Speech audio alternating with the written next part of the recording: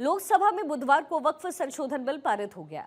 इस पर तकरीबन 12 घंटे से ज्यादा की चर्चा के बाद रात 2 बजे हुई वोटिंग में 520 सांसदों ने हिस्सा लिया। इस दौरान 288 ने पक्ष में जबकि 232 ने विपक्ष में वोट डाले।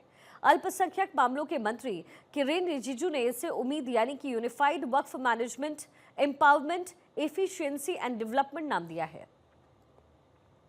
आज ये बिल राज्यसभा में पेश हो रहा है, जहां पर चर्चा इस समय जारी है। राज्यसभा से पारित होता है तो इसे राष्ट्रपति के पास मंजूरी के लिए भेजा जाएगा और फिर यह कानून का रूप ले लेगा राष्ट्रपति की मुहर लगने के बाद। देश में वक्फ संपत्तियों पर ये जो कानून है उसके बाद लागू हो जाएगा और इसकी कवायद बीजेपी द्वारा इस समय किया जा रहा है। वक्फ बोर्ड की जो संपत्तियां हैं वो कितनी है, अहम सवाल है, जिसमें अब नंबर वाइज आपको बता देते हैं, आंकड़े बता देते हैं। तालाब की संख्या 3861, स्कूलों की संख्या 2042, खेती की जो जमीन है वो तकरीबन 1,40,108, दरगाह, मजार या फिर मकबरा लगभग 33,056, कब्रिस्तानों की संख्या है 1,49,951, दुकानों की संख्या 1,06,801, मस्जिदों की संख्या 1,17,413, घरों की संख्या है 89,212, ईदगाह 9,099, इमामबाड़ा, चौकी या फिर करबला 6,777, मदरसाओं की संख्या 13,719 है और ये डेटा अपने आप में बहुत बड़ा है। देश में वक्फ बोर्ड की संपत्ति 2009 में 4 लाख एकड़ जमीन पर, 2004 में 9 लाख एकड़ जमीन पर थी। रेलवे और सेना के बाद सबसे ज्यादा प्रॉपर्टी वक्फ की है। कितनी है? 8.7 लाख से ज्यादा संपत्तियां, तकरीबन 1.2 लाख करोड़ की ये प्रॉपर्टी बताई जाती है। अब राज्यसभा का नंबर गेम आपको जल्दी से बता देते हैं, किसके पास कितनी शक्तियां हैं, क्या नंबर गेम है, जरा वो भी आप समझ लीजिए। एक तरफ एनडीए गठबंधन, दूसरी तरफ इंडिया ब्लॉक है और जो आंकड़े हैं वो एनडीए के पास 124, वहीं इंडिया गठबंधन के पास 110 है।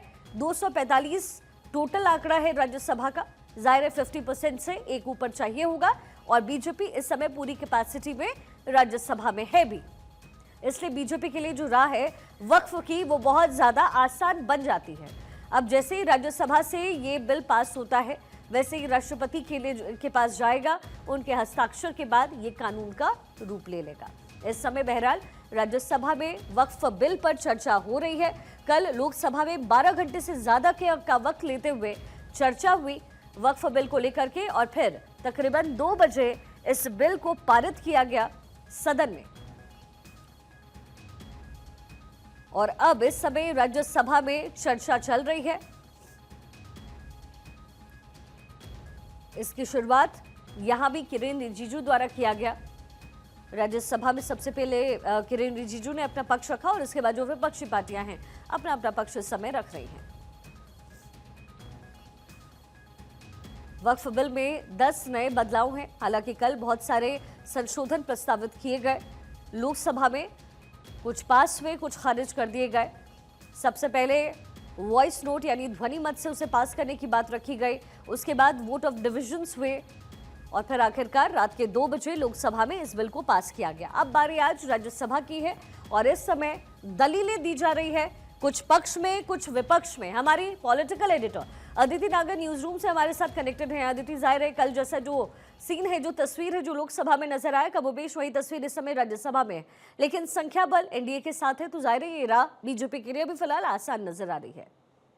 बिल्कुल, देखिए इसमें कोई दौराय नहीं कि आज राज्यसभा में बिल पारित हो जाएगा और ये ऐतिहासिक दिन होगा जब जो आखिरी के 2 दिन हैं उसमें लोकसभा और राज्यसभा से वक्फ बिल जो संशोधन बिल है वो पारित सरकार करा लेगी। सरकार की रणनीति अभी से नहीं थी, सरकार लगभग साल भर से बहुत पहले का समय था जब से वक्फ के लिए रणनीति, सुझाव, जेपीसी, आंकड़े, सहयोगी दल, इन तमाम लोगों से जो बात कर रही थी। और इसका अगर मुख्य चेहरा देखें तो वो अमित शाह थे, जो कि रणनीतिकार माने जाते हैं।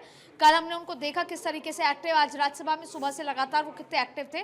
तो सबसे महत्वपूर्ण बात यही है कि राज्यसभा में पारित हो जाएगा और मणिपुर का भी जो बिल है राष्ट्रपति शासन का, वो भी आज राज्यसभा में पारित हो जाएगा, क्योंकि कल सुबह 11 बजे सिनेडाई कर दिया जाएगा, यानी अनिश्चित काल के लिए हो जाएगा। अब देखिए वक्फ बिल पारित हो जाएगा, तमाम चीजें हो जाएंगी, लेकिन ये वक्फ बिल की चर्चाएं ये 2025 और 2026 में लगातार गूंज होती रहेगी। तो वो सबसे ज़्यादा महत्वपूर्ण बात ये है कि जिस तरीके से बयानबाजी का दौर है, सरकार अपना स्टैंड बता रही है, सरकार बार बार ये बता रही है कि ये जो अमीर और गरीब के बीच की खाई थी, सरकार ये बता रही है कि कैसे असल में जो इंटेंशन था वक्फ का वो उन गरीब मुसलमानों को नहीं मिल रहा था और कोई फर्क नहीं पड़ा था। आज तक उनके बच्चों को मदरसा और तमाम तरीके की बातें, कोई भी जो सुख है, सुविधा है, वो मुहैया नहीं हो रही थी। इसलिए केवल एक ही तबका है जो परेशान है, जो कि इसका लाभ उठा रहा था और वो भी गलत तरीके से। इसलिए इसके रिफॉर्म के रूप से इस पे शुद्धिकरण करने के लिए ये लाए गए। सरकार इस पे एडमेंट है, सरकार इस पे एडमेंट है कि